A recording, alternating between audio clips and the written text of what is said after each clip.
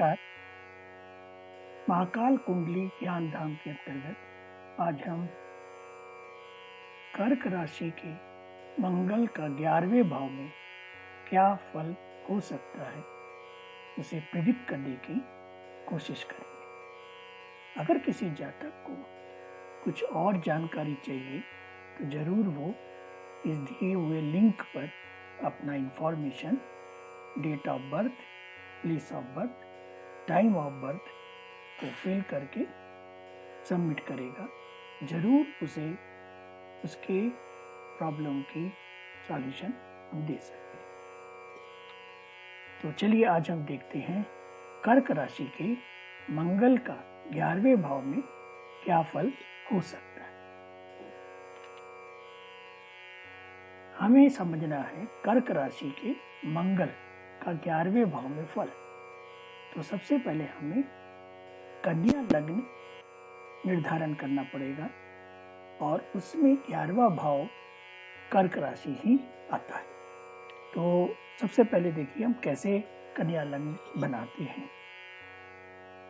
तो आपके सामने में सबसे पहले मैं 12 घर बनाने की कोशिश कर रहा हूँ।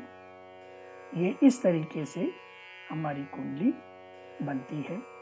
अब इसमें कन्या लग्न यानी कि पहले हाउस में हमें 6 लिखना है, दूसरे हाउस में 7, तीसरे हाउस में 8, चौथे हाउस में 9, पांचवें हाउस में 10, छठे हाउस में 11, सातवें हाउस में 12, आठवें हाउस में 1, नौवें हाउस में 2, 10वें हाउस में 3, 11वें हाउस में 4, 12वें हाउस में 5। तो इस तरीके के हम संख्या लिखेंगे। अब इसमें 6 का मतलब होता है कन्या। तो ये कन्या लग्न की कुंडली हमारे पास बन गई। और 4 का मतलब होता है कर्क राशि। तो अब इस कर्क राशि में हमें मंगल को प्लेस करना है। तो कुछ इस तरीके से हमारी कुंडली दिखेगी। अब हमें इसको प्रिडिक्ट करना है कि अगर मंगल इस कुंडली में 11वें भाव में कर्क राशि में हो तो किस प्रकार का जातक को परिणाम मिलेगा। चलिए अब हम देखते हैं। सबसे पहले मंगल अगर कर्क राशि में प्लेस है तो मंगल 3rd हाउस का स्वामी होता है, जिसको हम वृश्चिक बोलते हैं, और 8th हाउस का स्वामी जिसको हम मेष बोलते हैं। तो 3rd हाउस जातक के पराक्रम को रिप्रेजेंट करता है और 8वां हाउस जातक के कठिनाई और सुख शांति की कमी के भाव में प्रदर्शन करता है। तो ये हो गया मंगल का कौन कौन से हाउस में स्वामीकत रहता है। दूसरी बात हमें यह समझना है कि मंगल 11वें हाउस में सर्वथा अकारक की श्रेणी में होने के कारण, क्योंकि यहाँ पे जो का मंगल है वो आपका अकारक के चरण में रहेगा, साथ ही ये नीच का हो जाएगा। तो चौथे राशि में ये प्लेस होने से, विराजमान होने से हमें अशुभ फल ही प्रदान करेगा, शुभ फल प्रदान जातक को नहीं करेगा। मंगल नीच राशिगत होने के कारण और 11वें भाव जिसको हम बोलते हैं एकादश भाव में विराजमान होने से जातक के पराक्रम में कमी कर देगा। यानी यहाँ पे जातक को कहीं ना कहीं किसी काम में फोकस करने के लिए, किसी काम में आगे बढ़ने के लिए कहीं ना कहीं नर्वसनेस डेवलप कर देगा। यानी थोड़ा सा सेंस ऑफ जो ह्यूमर है या फिर उसमें जो पराक्रम है उसमें कमी देखी जा सकती है। जातक हीन भावना से भी ग्रस्त हो सकता है और इसी कारण उसे दीर्घकालिक रोग की संभावना भी बढ़ सकती है। उसके सुख शांति में कठिनाई हो सकती है। तो ये मंगल के 2 हाउस, जिसमें तीसरा हाउस और 8वां हाउस के फल को हम इस तरीके से प्रिडिक्ट कर सकते हैं। साथ ही मंगल 11वें हाउस में प्लेस है। इस 11वां हाउस होता है आय भाव। तो साथ ही कार्य के अनुरूप प्राप्ति, यानी जातक को आय में उतार चढ़ाव या कमी प्रदान मंगल कर सकता है।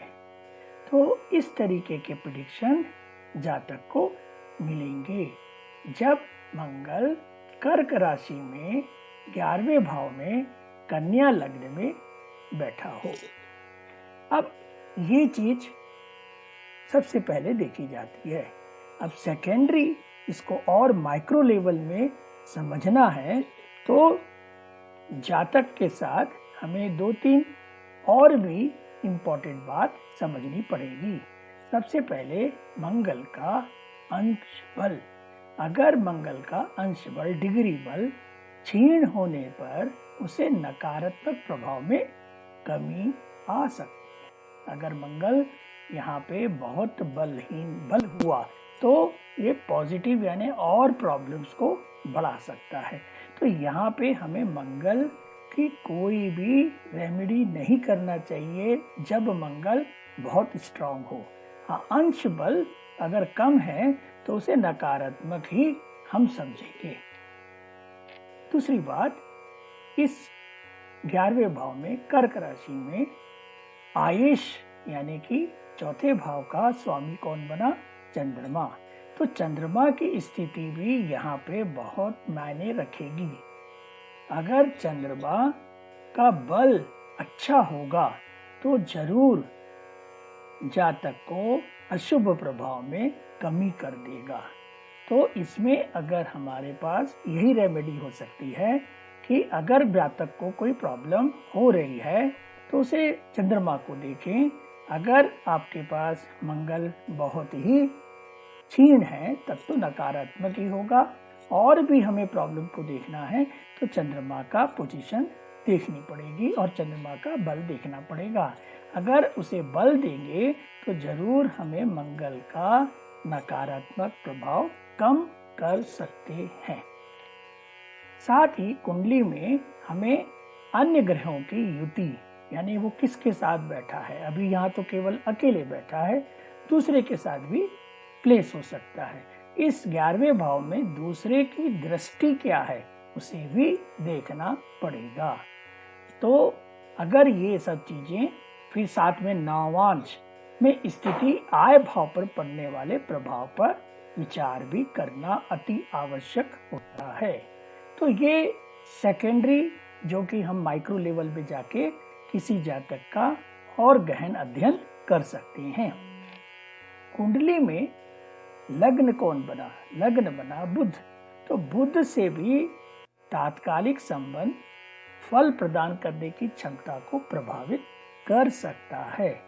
हमें ये देखना है कि लग्नेश अगर उसका दोस्त है तो जरूर कहीं ना कहीं जातक को फायदा देगा, और अगर दोनों में शत्रुता है तो कहीं ना कहीं उसके कैरेक्टरिस्टिक्स को बढ़ा देगा। अगर वो हमें प्रॉब्लम दे रहा है तो प्रॉब्लम बढ़ाएगा, अगर हमें अच्छा दे रहा है तो हमें अच्छा देगा।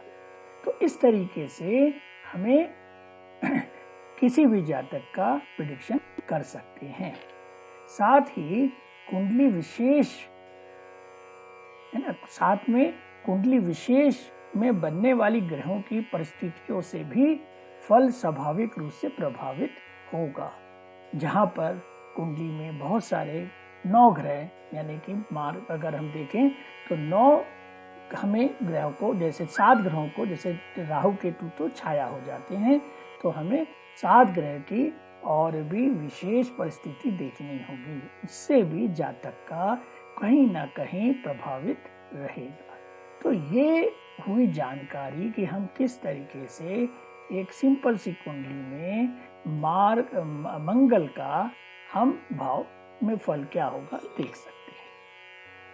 अगर किसी को अपना और इसमें डीप स्टडी करानी है तो जरूर इस लिंक पे हमें अपना इंफॉर्मेशन दें।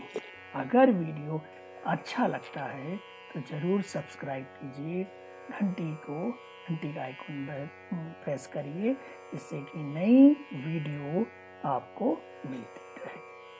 जय श्री राम।